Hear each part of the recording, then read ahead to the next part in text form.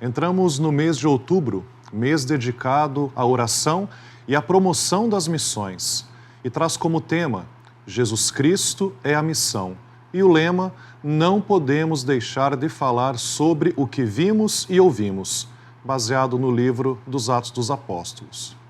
Rezemos e promovamos a missão do Redentor, a missão da Igreja.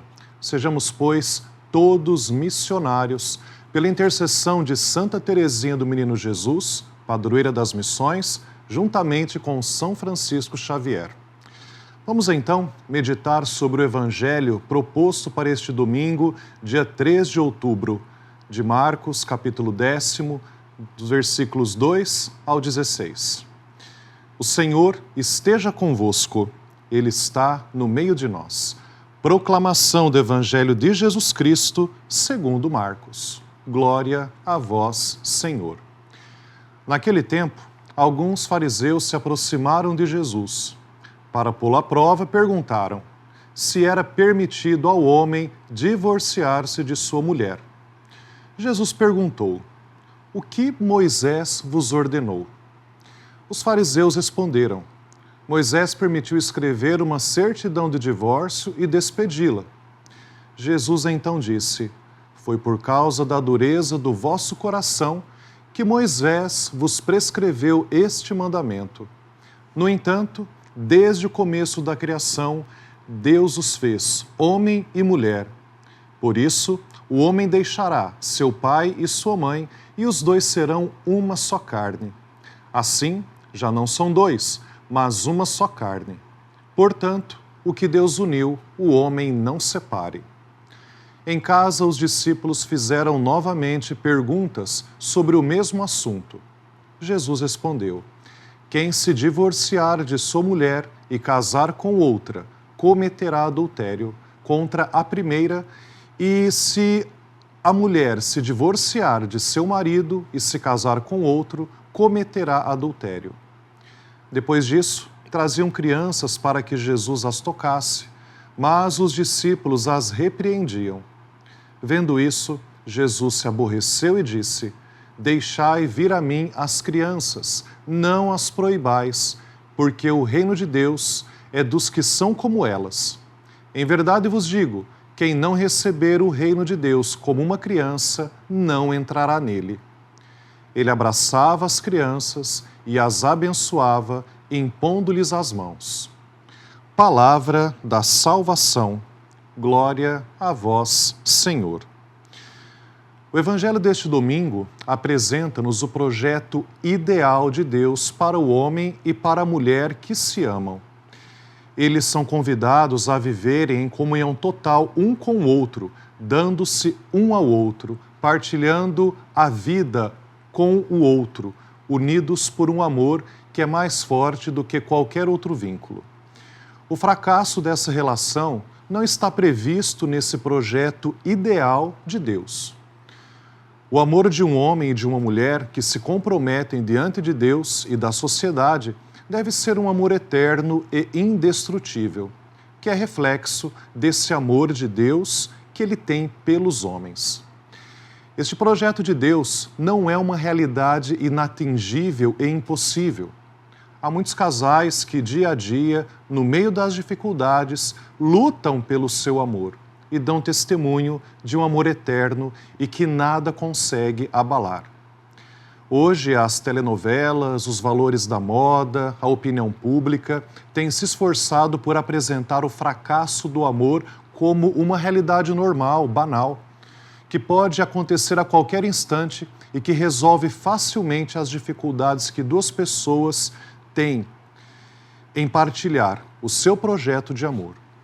Para os casais cristãos, o fracasso do amor não é uma normalidade, mas uma situação extrema, uma realidade excepcional.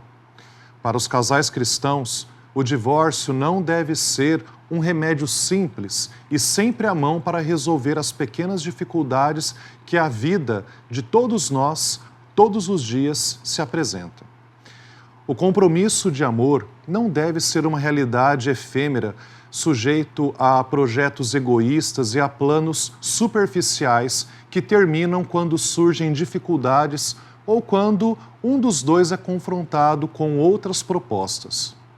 Para o casal que quer viver na dinâmica do reino, a separação não deve ser uma proposta sempre em cima da mesa. Marido e esposa devem ter aquele esforço por realizar a sua vocação de amor, apesar das dificuldades, das crises, das divergências e dos problemas que dia a dia a vida lhes vai colocando. A igreja é chamada a ser no mundo, mesmo contra a corrente, testemunha do projeto ideal de Deus. Apesar de tudo, a vida dos homens e das mulheres é marcada pela debilidade própria da condição humana. Nem sempre as pessoas, apesar do seu esforço e de sua boa vontade, conseguem ser fiéis aos ideais que Deus propõe. Nossas vidas estão cheias de fracassos, de infidelidades, de falhas, e nessas circunstâncias, a comunidade cristã deve usar de muita compreensão para aqueles que falharam, muitas vezes sem culpa, na vivência do seu projeto de amor. Em nenhuma circunstância, as pessoas divorciadas devem ser marginalizadas ou afastadas da vida da comunidade cristã. A comunidade deve, em todos os instantes, acolher, integrar, compreender, ajudar aqueles a quem as circunstâncias da vida impediram de viver o projeto ideal de Deus. Não se trata de renunciar ao ideal que Deus propõe. Trata-se de testemunhar a bondade e a misericórdia de Deus para com todos aqueles a quem partilha de um projeto comum que fez sofrer e que por diversas razões não puderam realizar esse ideal que um dia diante de Deus e da comunidade da igreja se comprometeram a viver. Nenhum casal é obrigado a viver infeliz pelo resto da vida. As crianças que Jesus nos apresenta no Evangelho deste domingo, como modelo do discípulo, convidam-nos à simplicidade, à humildade, à sinceridade, ao acolhimento humilde dos dons de Deus. De acordo com as palavras de Jesus, não pode integrar o reino quem se coloca numa atitude de orgulho, de autossuficiência, de autoritarismo, de superioridade sobre os irmãos. A dinâmica do reino exige pessoas dispostas a acolher e a escutar as propostas de Deus e dispostas a servir com os irmãos com humildade e simplicidade. Quando Jesus percebe que querem colocá-lo numa armadilha, ele refere-se à vontade de Deus Pai. Deus tem um projeto que submete ao homem e este, porque foi criado livre, realiza ou recusa a este projeto. O mais belo projeto de Deus é o homem, a sua criatura, como ele o criou, a sua imagem. Face ao amor do homem e da mulher, não comecemos por olhar como é vivida hoje a relação, mas contemplemos o sonho de Deus e tenhamos sobre os casais o olhar de Deus, que contempla que aquilo que ele fez é bom, ou que oferece a sua misericórdia àqueles que não puderam ou não quiseram interpretar o seu projeto. Não separe o homem o que Deus uniu. Jesus coloca o dedo na ferida. O divórcio pode ser um fracasso e trazer sofrimento a toda a família, mas entrou nos costumes como uma realidade normal, um direito. Palavra incompreensível para muitos homens e mulheres, qualquer que seja a sua idade. Na sua resposta aos fariseus, Jesus recorre a um critério a que geralmente se presta pouca atenção. Ele vai ao princípio da criação, a vontade primeira, a vontade criadora de Deus, o primeiro amor. Esta vontade é que os seres humanos se tornem imagens de Deus, na medida em que aceitem entrar uns e outros nas relações de amor recíproco. Porque Ele, Deus, é eterno, movimento de amor no seu mais profundo ser. O casal humano, antes mesmo da questão da procriação, é chamado por Deus a tornar-se o primeiro lugar da encarnação deste movimento de amor.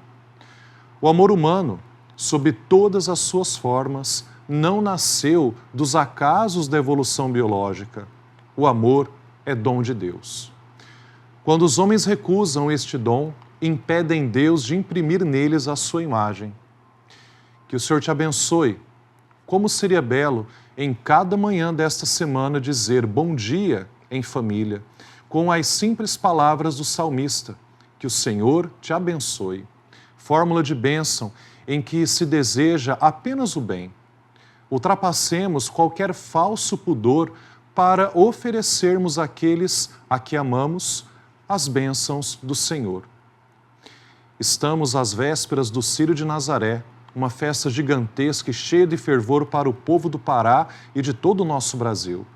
Que Nossa Senhora de Nazaré, com Deus meninos em seus braços, abençoe e guarde a você e a sua família. Em nome do Pai, e do Filho, e do Espírito Santo. Amém.